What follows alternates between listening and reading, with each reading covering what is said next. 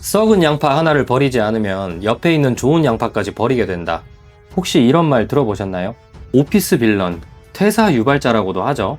무슨 문제가 생기면 일단 나부터 의심하고 본인이 실수한 건 나한테 책임 돌리기 급급했고 개인적으로 얘기해도 됐을 법한 사소한 실수라던가 미비했던 점을 직원들이 다 있는 단톡방에 굳이 내용을 올렸다고 해요. 문제 있는 직원 한 명 때문에 회사가 당장 잘못될 리도 없고 잘못될 거라고 생각할 필요도 없습니다. 하지만 어떤 관점에서는 그 한 사람 때문에 조직이 크게 무너질 수도 있어요. 제가 HR 일을 하면서 다양한 회사의 사람들을 만나보고 느낄 수 있었던 건 회사의 분위기를 흐리는 사람보다 그렇지 않은 사람들, 멀쩡하게 일하던 사람들이 먼저 지쳐서 퇴사한다는 거였어요. 더 답답한 건 회사의 관리자 역할을 하시는 분들도 분위기를 흐리는 특정 직원이 문제가 있다는 걸 모르고 있지 않다는 거예요. 그렇다고 제재를 하거나 막상 내보내려고 하니 이게 좀 애매하니까 방치하게 되는 거고, 이러는 기간 동안 정상적으로 일하던 사람들이 먼저 지쳐서 안타깝게도 회사와 헤어지는 선택을 한다는 겁니다. 제일 큰 문제죠. 오늘은 왜 이런 직원을 절대 방치하면 안 되는지, 그리고 멀쩡하게 일하던 사람들이 먼저 지치기 전에 관리급들은 어디서부터 개입해야 되는지 이야기해 보겠습니다. 제가 HR 업무를 한 7년 정도 하면서 다양한 기업들의 채용을 맡아서 진행하다 보니까 정말 많은 지원자분들을 만나게 됐어요. 그러다 보니까 사람들의 입퇴사를 함께 하면서 실제로 회사에서 겪었던 경험이나 감정에 대한 부분도 자연스럽게 알 수 있었는데요. 최근 들어 퇴사 사유 중에 유독 자주 나오는 이유가 하나 있었습니다. 연봉이라든지 이런 조건 때문이 아니라 같이 일하던 한 사람 때문에 체력적으로나 정신적으로나 많이 힘들어지고, 이런 문제를 회사에서도 알고 있었지만 제대로 해결되지 않아서 결국 나가게 됐다. 이런 이야기였어요. 대표적인 조사 분석 기관인 갤럽에서도요, 최근 1년 안에 자발적으로 회사를 떠난 사람들을 조사했는데 무려 42%나 되는 사람들이 공통적으로 말하기를 회사의 관리자들이 이 문제를 그냥 넘어가지 않았더라면 내 퇴사를 막을 수 있었을 거다. 이렇게 답했습니다.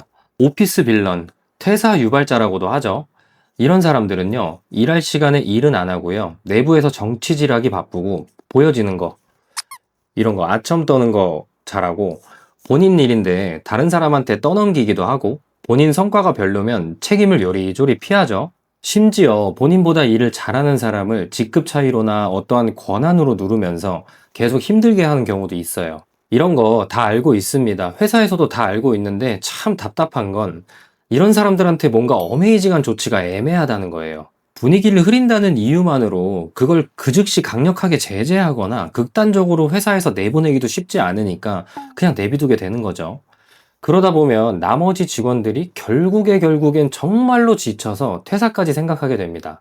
자, 여기서 또 아이러니한 게 우리가 보통 퇴사를 진심으로 결심하면 순간적으로 막 참아왔던 스트레스가 어느 정도 내려가잖아요. 근데 이런 이유면요, 원인을 제공한 사람은 아무렇지도 않은데 왜 내가 나가야 되지? 이런 마음이 들면서 2차적인 스트레스가 온다는 거죠. 저는 이게 굉장히 중요한 포인트라고 생각합니다. 결국에 문제를 만든 사람은 그대로 있는데 옆에 있던 사람이 먼저 지쳐서 나가게 되는 거잖아요. 분위기를 흐리고 문제를 만드는 직원을 계속 그냥 두는 건 사실상 조직에서 그런 행동을 허용하고 있는 것과 크게 다르지 않다고 생각합니다. 지금 이 부분과 관련해서 굉장히 가깝게 닿아 있다고 느낀 책을 하나 가져와 봤는데요. 정재상 작가의 톡시컬처라는 책입니다. 정재상 작가란 분은 머서나 EY 같은 세계적인 컨설팅사에서 여러 기업의 조직 문화나 사람 문제를 직접 컨설팅해온 전문가인데요. 이 책에서는요, 조직 내에서 독성적인 행동이 반복되는데도 계속 그냥 두게 되면 그때부터는 개인만의 문제 행동이 아니라 회사에서 허락해준 행동이 돼버릴 수 있다는 거예요. 자, 그럼 여기서 회사 입장에서는 과연 그냥 둔다는 게 최선의 조치일지, 그냥 방치일지, 저는 이걸 좀 더 정확하게 이해하고 싶더라고요. 썩은 양파 하나를 버리지 않으면 옆에 있는 좋은 양파까지 버리게 된다.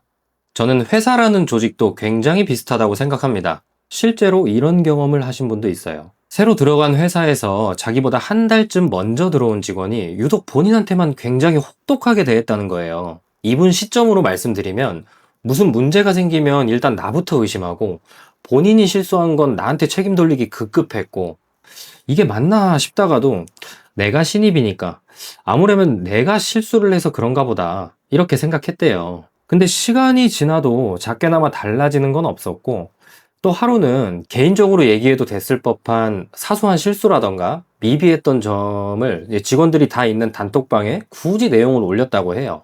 그리고 본인이 잘한 것만 여기저기 다 이야기하면서 심지어 평소에는 이렇게 가만히 있다가 팀장이나 윗사람들만 오면 갑자기 바쁘게 막 일하는 척하고 그랬다는데 이런 게 한두 번이 아니었다는 거죠. 결국 사연을 얘기해 주신 이분은 퇴사를 선택하셨는데요. 저는 여기서 봐야 되는 게 문제가 있었던 직원이 얼마나 나쁜 사람이었냐 이게 아니라고 생각합니다. 한 사람의 이런 행동이 계속 반복되는 동안 정작 회사를 그만둘까 고민하게 된 사람은 옆에 있던 사람이었다는 거죠. 자, 근데 여기까지 들으시면 이런 생각이 드실 수 있어요. 아니, 그렇다고 딱 잘라 문제라고 하기도 애매한 부분을 가지고 사람을 바로 쳐낼 수는 없잖아요. 성과가 아예 없는 것도 아니고 누구한테 대놓고 욕을 하거나 사고를 친 것도 아닌데 팀 분위기를 흐린다, 다른 직원들을 힘들게 한다? 이런 이유만을 가지고 어떻게 바로 강하게 제재를 하냐는 거죠. 아주 좋은 포인트입니다. 이런 사람이 있다고 해서 극단적으로 무조건 정리를 해야 된다? 이런 이야기를 하는 게 아니에요. 당연히 그럴 수도 없고 그래서도 안 되고 그렇기 때문에 더 빠르게 일찍 관리해야 된다고 생각합니다. 보통은 이런 문제들이 커지게 되는 시초가 저 정도로 뭘 굳이 불러놓고 얘기까지 해? 이렇게 몇 번 넘어갑니다. 이게 불씨가 된다는 거예요. 그러다 어느 순간 보면 주변 사람들이 계속 그 사람 때문에 힘들어하고 있고 그제서야 관리급들이 뭔가 조치를 취하려고 하는데 이미 그때는 상황이 악화되어 있을 확률이 너무 높다는 거죠. 그래서 저는 이런 사람을 어떻게 내보낼지를 고민하는 것보다 초장에 이런 행동을 어떻게 관리할지를 고민하는 게 훨씬 중요하다고 생각합니다. 여기서부터는 생각보다 굉장히 단순할 수 있어요. 사람을 탓하고 잡으려고 하지 말고 행동을 먼저 보고 잡아야 된다고 생각합니다. 너는 정치질을 해. 너는 이기적이야. 사람들이 너 때문에 힘들어해. 이렇게 사람 자체를 평가해버리면 당연히 듣는 상대방은 방어적으로 나올 수밖에 없을 거예요. 대신에 실제로 있었던 행동을 잡는 겁니다. 제가 말씀드렸던 사례 중에 개인적으로 얘기해도 될 만한 사소한 실수를 굳이 직원들이 다 있는 단톡방에 내용을 올렸다든지 본인이 한 실수인데 특정 직원에게 책임을 돌리려고 했다든지 무슨 문제가 생길 때마다 특정 직원부터 계속 의심했다든지 이런 식으로 최근에 있었던 행동을 두세 가지만 정확하게 잡고 그 행동 때문에 어떤 문제가 생겼는지를 얘기해 주는 거예요. 업무적으로 문제가 있으면 당연히 얘기할 수 있어요. 하지만 굳이 다 있는 데에서 얘기할 필요가 없는 내용이라면 단체방 말고 개인적으로 따로 이야기해 주세요. 그리고 무슨 일이 생겼다고 해서 확인도 하기 전에 계속 다른 직원부터 의심하는 건 앞으로 안 하셨으면 좋겠습니다. 이런 식으로 저는 이게 중요하다고 생각합니다. 그 사람이 어떤 사람인지 평가하는 게 아니라 어떤 행동을 멈춰야 되는지를 면담을 통해 정확하게 알려주는 거예요. 근데 이렇게 계속 얘기를 했는데도 같은 행동이 반복된다면 그때는 면담 내용과 개선해야 될 부분을 기록으로 남기고 평가나 엄중한 경고 같은 조치를 취해야 됩니다. 이런 조치나 관리가 하나도 없이 당신 여러 가지로 문제가 많으니까 그만 나가세요. 이런 식으로 내보내자라는 식으로 가면 안 되잖아요. 우리는 미리부터 어떤 행동이 문제였는지 얘기했고 어떻게 바꿔야 하는지도 알려줬고 그 이후에 실제로 행동이 변하는지도 계속 지켜봤잖아요. 그러니까 나중에 더 강한 조치를 하게 되더라도 회사가 감정적으로 갑자기 내린 결정은 아니게 된다라는 거죠. 저는 회사의 관리라는 게 문제가 커진 다음에 사람을 정리하는 일이 아니라 문제가 작을 때부터 기준을 분명하게 세우는 일이라고 생각합니다. 그 기준이 있어야 문제를 만든 사람보다 멀쩡하게 일하던 사람이 먼저 지쳐서 나가는 일을 막을 수 있고요. 저는 그런 조직이 사람을 제대로 관리하는 조직이라고 생각합니다. 산불도 작은 불씨에서 시작하잖아요. 이런 사소한 문제들을 계속 놓치다 보면 어느 순간 회사 전체로 번지게 되고 조직이 크게 흔들리기 전부터 하나둘씩 이상 신호가 나타나기 시작합니다.